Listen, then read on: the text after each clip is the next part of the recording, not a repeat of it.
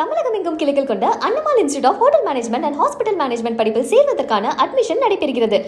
Tirunelveli KTC நகரில் இளைஞர் ஒருவர் வெட்டி படுகொலை செய்யப்பட்ட சம்பவம் அதிர்ச்சியை ஏற்படுத்தியுள்ளது.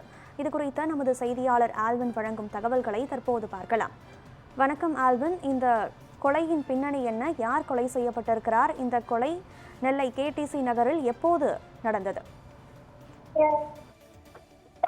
திருநெல்வேலி மாநகரை ஒட்டி இருக்கக்கூடிய அந்த கேடிசி நகர் பகுதியில 25 வயதான இளைஞர் ஒருவர் இன்று வெட்டி படுகொலை செய்யப்பட்டிருக்கிறார். சற்று நேரத்திற்கு முன்பு நடைபெற்ற இந்த கொலை சம்பவம் மிகப்பெரிய அதிர்ச்சியை ஏற்படுத்தி இருக்கிறது.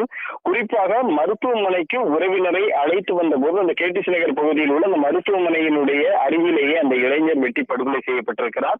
தகவல் அறிந்து வந்த பாளையங்கோட்டை காவல்துறையினர் அந்த உடலை மீட்டு உடல் கூராய்விற்காக திருநெல்வேலி அரசு மருத்துவக் கல்லூரி மருத்துவமனைக்கு அனுப்பி வைத்திருக்கிறார்கள். அந்த கொலை சம்பவம் குறித்து விரிவான விசாரணைகளை மேற்கொண்டிருக்கிறார்கள்.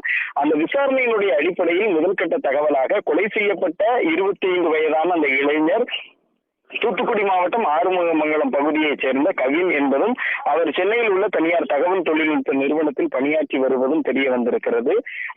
காவல்துறையினுடைய முதல்கட்ட தகவலில் இந்த தகவல்கள் கிடைக்கப்பட்டிருக்கக்கூடிய நிலையில ஏன் இந்த கொலை நடைபெற்றது, எதற்காக நடைபெற்றது, அவருடைய சொந்த ஊரிலிருந்து திருநெல்வேலி பகுதிக்கு மருத்துவமனைக்கு வந்தபோது கொலை செய்யப்பட்டிருக்கக்கூடிய நிகழ்வுகள் குறித்தும் காவல்துறை விரிவான விசாரணை மேற்கொண்டிருக்கிறார்கள். குறிப்பாக உறவினரை அழைத்து வந்த போது அந்த மருத்துவமனையின் அருகில் நின்ற போது இருசக்கர வாகனத்தில் வந்த அந்த கும்பல் இவரை வெட்டி படுகொலை செய்திருப்பதாக தகவல் என்பது சொல்லப்பட்டிருக்கு. எனினும் அந்த பகுதியில் இருக்கக்கூடிய சிசிடிவி காட்சிகளை ஆய்வுக்கு உட்படுத்தி காவல்துறையினர் கொலையாளிகளை கைது செய்யக்கூடிய நடவடிக்கைகளையும் அடுத்த கட்ட விசாரணையையும் மேற்கொண்டிருக்கிறார்கள்.